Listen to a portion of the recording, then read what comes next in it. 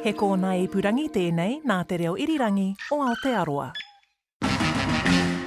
Hi, I'm Dan Slevin, sitting in for Simon Morris. This week on At the Movies, the origin story of a magical musical confectionery maker. What are you doing? I'm making chocolate, of course. How do you like it? I don't know. I've never had any. You've never had chocolate? A long-awaited sequel to a fowl animated classic. Last time we broke out of a chicken farm. Well, this time, we're breaking in. And a struggling sculptor finds that life keeps getting in the way of her work. Easy on the cheese. What do you mean? It's for everyone. I don't want to run out. Cheese is out on the table.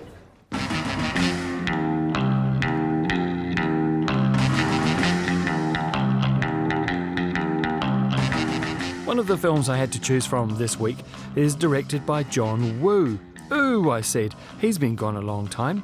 The director of action classics like Hard Boiled and Face Off is back with a Christmas-themed revenge thriller called Silent Night. Then it struck me. The conceit for this film is that the protagonist, played by Joel Kinnaman from Apple TV's For All Mankind, takes a bullet in the Adam's apple early on, and as a result, there's no dialogue to speak of throughout the film. It all sounds rather a lot like this.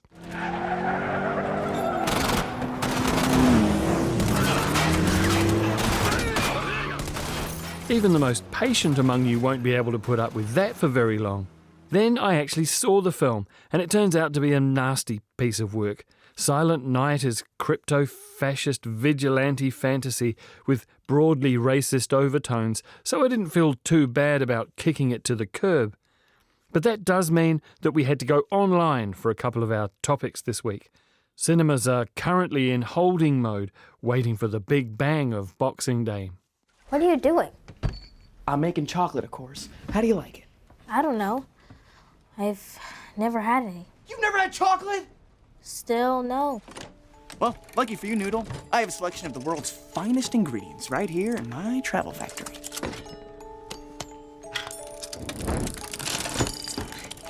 Whoa. Where to begin? That's the question. I know. Silver linings, made of condensed thunderclouds and liquid sunlight. Did you always want to make chocolate? No. Back when I was your age, I wanted to be a magician. Getting a head start on the holiday competition is Paul King's Wonka, a prequel or origin story for the famous magical chocolatier Willy Wonka, previously essayed on screen by an unforgettable Gene Wilder and a totally forgettable Johnny Depp. From a distance, the existence of Wonka sounds like the kind of naked, franchise-loving, IP-exploiting cash grab that studio bean counters just love. It's thanks then to writer-director King and screenplay collaborator Simon Farnaby that Wonka transcends whatever limited expectations the suits might have had and is genuinely good-hearted, wholesome holiday entertainment. King, as we know from two outstanding and beloved Paddington films, knows how to delight an audience, which should also please the accounting department of Village Roadshow, Heyday and Warner Brothers. Timothée Chalamet is the young Willy, an orphan with all the narrative baggage that brings, fresh from 7 years travelling the world on a rusty steamship, determined to make his fortune as a chocolatier.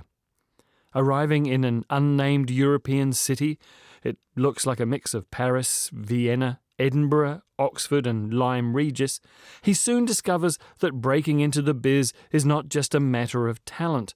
Capitalist cartel behaviour means that the Gallery Gourmet is a closed shop to the likes of him. It turns out that a spoonful of sugar doesn't just help the medicine go down, it greatly assists with your digestion of classical Marxist dialectic too. We've got just the thing for you, the entrepreneurial package. Now the room is one sovereign a night, but you don't have to pay till 6 tomorrow. Does that give you enough time to earn a few pennies? More than enough, Mrs. Scrubbit. Thank you. Oh, it's the least I can do for a stranger in need. Now, sign here and we're all done. Alrighty. Read the small print. Thank you, Noodle. That'll do. Oh, what'd you say? Who's that in? The girl. What girl? That girl. It sounded like read the small print, and there does seem to be a lot of it. Oh. Oh. Oh. Oh. Oh. Oh. Just keeps on coming. Yeah, you don't want to listen to Noodle, Mr. Wonka. She's damaged. She was dropped down the laundry chute as a bab, and I took her in out the goodness of my heart, and I've done my best, Mr. Wonka, honest I have, but she's been left with a suspicious nature. She sees conspiracy everywhere. Poor girl. I know. These are just your standard T's and C's, but you're welcome to take a look if you want. Wonka foolishly signs a contract in exchange for a night's lodging that bonds him to the town laundry, run by a Dickensian Olivia Colman, for 30 years. Only his candy innovations, his newfound friends in the laundry, and an irritable little orange man, played with vim by Hugh Grant, can save him.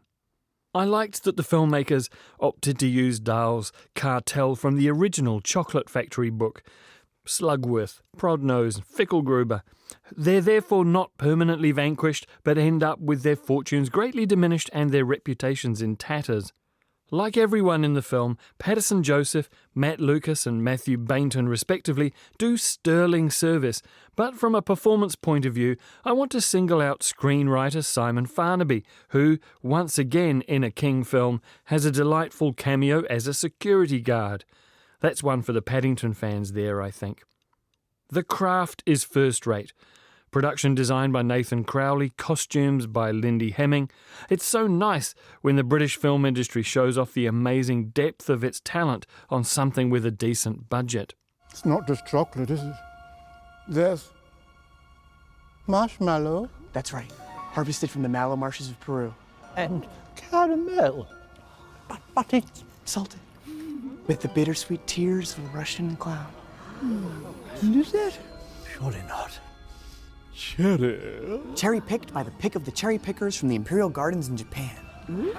Well, Mr. Wonka, I've been in this business a very long time, and I can safely say that of all the chocolate I have ever tasted, this is without doubt the absolute 100% worst. Woo! There we have it, ladies and gentlemen, an endorsement from Mr. Wait, the worst? We three are the fiercest of rivals, and yet we agree on one thing. A good chocolate should be simple, plain, uncomplicated. Whereas this, with all its bells and whistles, well, it's just Weird. You're gonna hate what happens next. I remain largely immune to the charms of Monsieur Chalamet, but off the top of my head I can't think of anyone better for this version of the character. He's bright-eyed and bushy-tailed, chasing his dream rather than looking to hand it over. The new songs from the Divine Comedy's Neil Hannon are excellent, even if they don't yet send a shiver down your spine like Bricus and Newley's Pure Imagination from the 1971 Wilder version, which haunts this film until it gets a perfect run-out near the end. Yes, Wonka is a musical, and it's not one of those newfangled hip-hop or jukebox musicals either.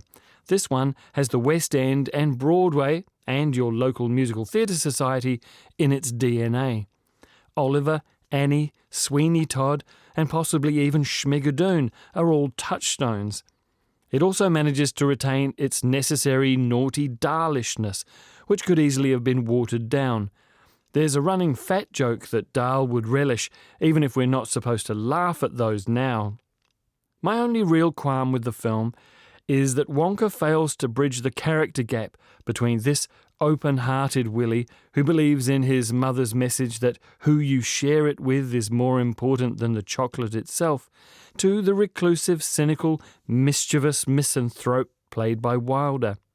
That might mean we're in for a sequel, but I suspect that story is a much darker one than audiences are ready for. I will have you know that I am a perfectly respectable size for an Oompa Loompa. An Oompa what now? In fact, in Loompa-land, I am regarded as something of a whopper. They call me Lofty.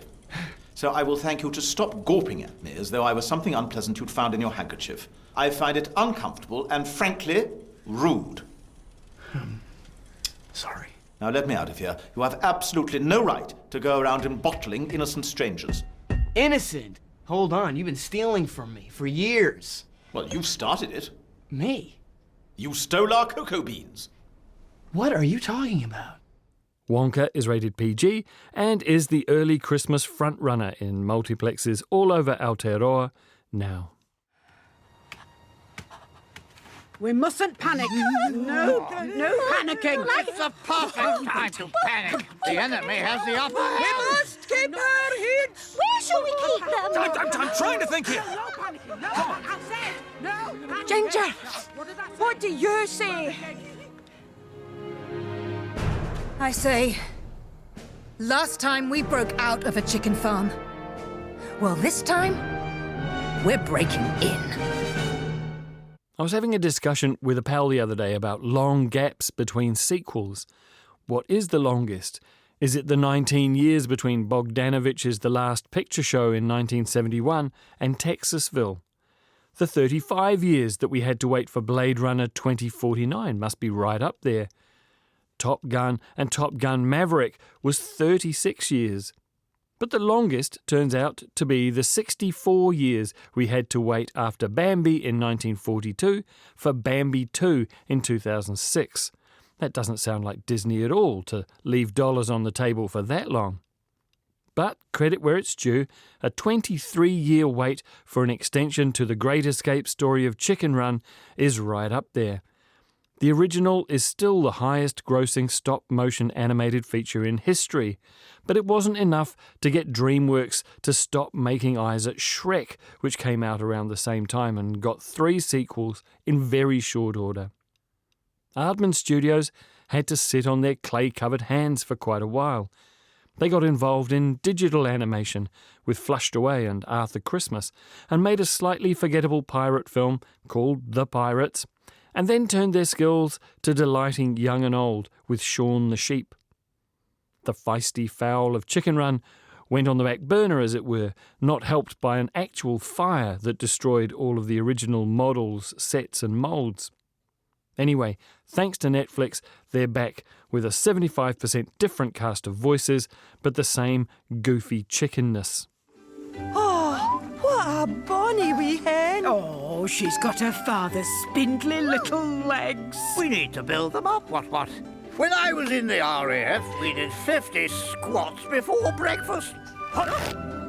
Oh, that's gone. I made her a bicycle. Really? Oh, you knitted one. What a lovely thought. Thank you, Babs. You know, I'd say our little island paradise just got a little more paradisier. Rocky, no longer voiced by Mel Gibson, but now played by Shazam's Zachary Levi, and Ginger, Tandiwe Newton instead of Julia Sawala, have escaped the cruel chicken farm of Miranda Richardson's militia Tweedy and found sanctuary and a family. Their independent teenager Molly, voiced by Bella Ramsey from The Last of Us, wants to know what's on the other side of the water, but her parents know all the dangers that are out there. I know this story's been told 1,000 times this year, but if you're only 11, you might not have seen all of them, so I'm going to give this film a pass for unoriginality just this once. Of course, Molly breaks the rules and is captured by a new kind of chicken farm, one that believes that happy, brainwashed chickens taste better than terrified and traumatized ones. If Wonka was Marxism by stealth, then Chicken Run Dawn of the Nugget is full-on vegan propaganda, and parents should be prepared. I must confess that I actually got a little hungry there for a bit. We've spoken about this, Molly. There's nothing over there for us. What about the stuff Uncle Nick and Fetch bring? Isn't that for us? Hey, what's up, Ginge? Rocky! Molly's asking about going off the island. Oh, right. Oh, right. Hey, Molly, do you want to see the world's coolest invention? Okay.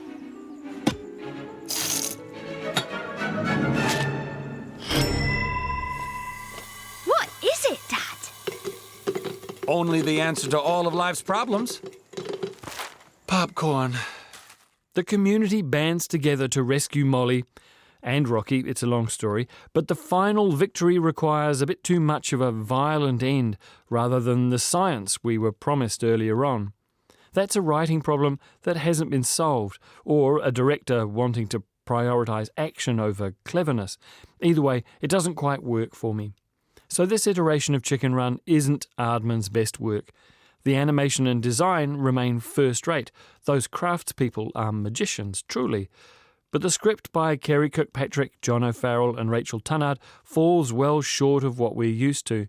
It doesn't have the kind of joke density that really fills you up as an audience, and because of that it doesn't have the ability to reach all ages either.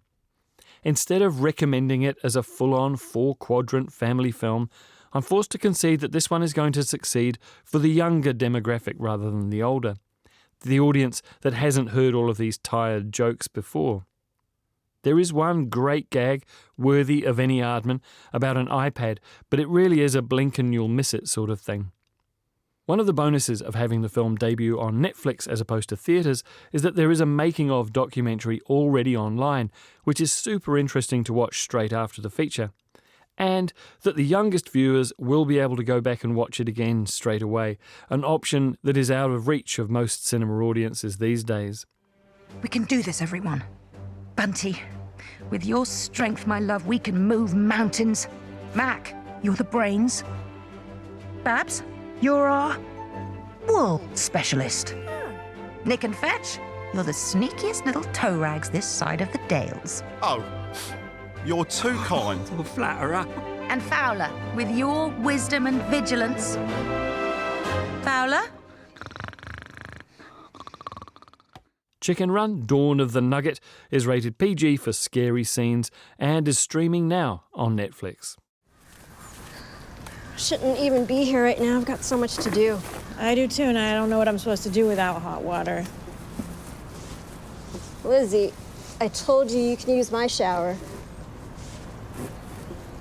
I want my own water working. My show's open on Friday. I'll be free to deal with it after that.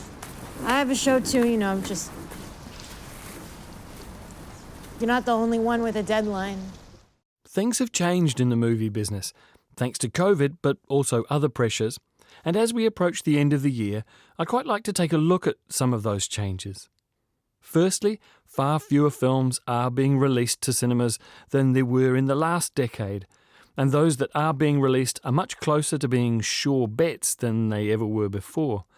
Big star or franchise-driven blockbusters, specialised releases like Beyoncé or Taylor Swift, festivals where titles might only get a couple of screenings at a time that's actually convenient for you, and the increasing number of day and date international releases for our Asian communities. That's an audience that is still going to the pictures in great numbers, but isn't being served very well by At the Movies, I think. I know that I don't have the cultural context to do those films justice. So, if more films are being made than ever before, but are sidelining cinemas, where are they showing up? The all-you-can-eat buffet options at the streaming services are one option, but as we all know by now, I think a streaming service is a great place to go if you're happy to watch anything, but it's usually pretty terrible if you're looking for something specific. This is where digital rental comes in, or rather comes back in. It's not that long ago that straight-to-video was a kiss of death for a film, a sign that it couldn't hack it in the real world of theatrical exhibition. Now it's the opposite. The streamers are focusing on their own versions of blockbusters, and cinemas are using festivals to trial run their smaller titles, meaning that the real cream is now landing on the likes of Aerovision, Academy On Demand, and Apple's iTunes rental store. This brings its own issues. The friction of handing over a credit card for another film when you know that you're probably already paying for Netflix, Apple, and Disney. You only get 24 hours to watch a film when a streamer has it forever, until one day it doesn't. And how do you find out about new rentals?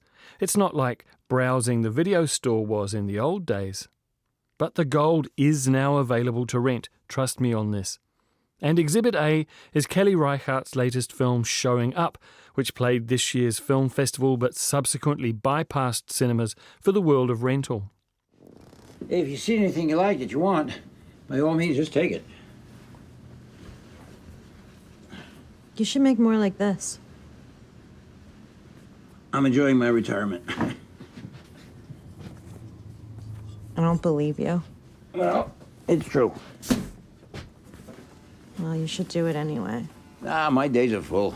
I get up, I do a little of this, a little of that, and before you know it, it's time to watch TV again.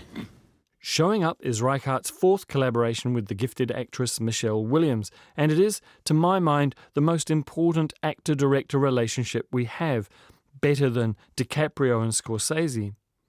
Williams plays Lizzie, a sculptor living in Portland, Oregon, surviving thanks to a dead-end job gifted to her by her mother, who runs the local art school that she graduated from. And she's subletting a space from an artist friend played by Hong Chow. Reichardt's films are hugely human, even when they are painted on a tiny, intimate canvas, and Showing Up is another great example. Scenes are full of drama that simply don't explode because real life doesn't work like that.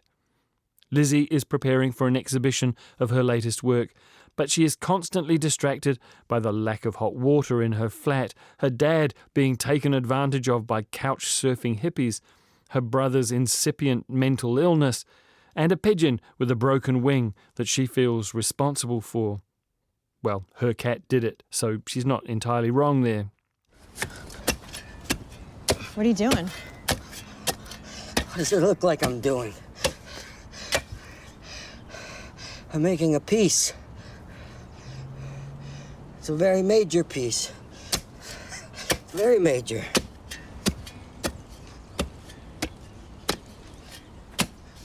I didn't know you were into earthwork. Showing Up is about being an artist and how inexplicable that impulse can be, even to yourself. That the compulsion to make art isn't a sign of mental illness per se, but that it is on a kind of delusional spectrum.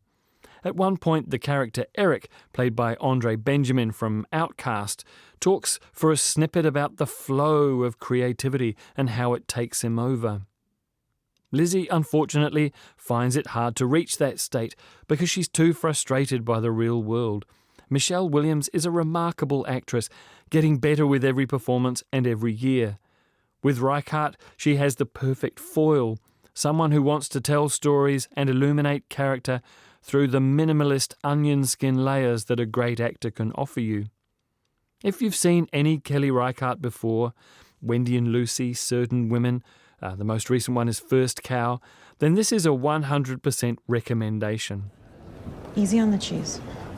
What do you mean? It's for everyone. I don't want to run out. Cheese is out on the table. Showing Up is rated M and is a $7.99 digital rental from Apple or Microsoft now.